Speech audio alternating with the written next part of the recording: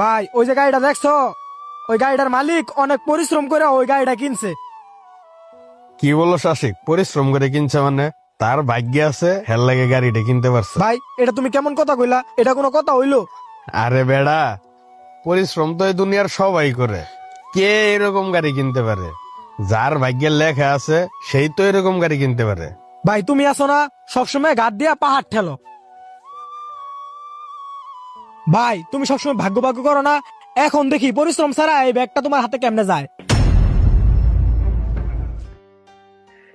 কি রনি ভাই, ব্যাগটা এখানে ফেলা রাখছেন কেন? যে কোনো সময় তো কেউ নিয়ে দৌড় দিতে পারে। ভাই এই ব্যাগ সাবধানে রাখেন, আমি চলে গেলাম। দেখছো শাসিক, এটারই বলে ভাগ্য। আসলে আমার ভাগ্যের লেখা আছে দেখেই এই ব্যাগটা আমার হাতে আসছে।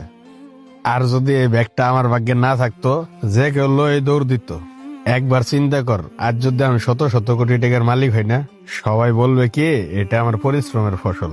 আর ওই আমি যদি হঠাৎ নিঃস্ব হয়ে যাই, প্রত্যেকটা মানুষই বলবে আসলে আমার ভাগ্য খারাপ।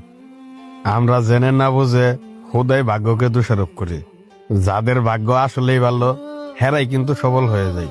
আর তুমি যে শুধু ভাগ্যের আশায় ছেড়ে দিবা তাও কিন্তু নয়, পরিশ্রম করতে হইব। একটা কথা মনে রাখো, যে পরিশ্রম ওই আল্লাহ তাআলার খুশি করার জন্য করা হয় না, তার ভাগ্য সবসময় ভালো থাকে, তার ভাগ্য কখনো খারাপ হয় না।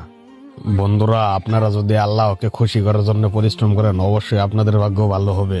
আমাদের ভিডিওটি ভালো লাগলে লাইক কমেন্ট শেয়ার দিয়ে পাশে থাকবেন। ধন্যবাদ।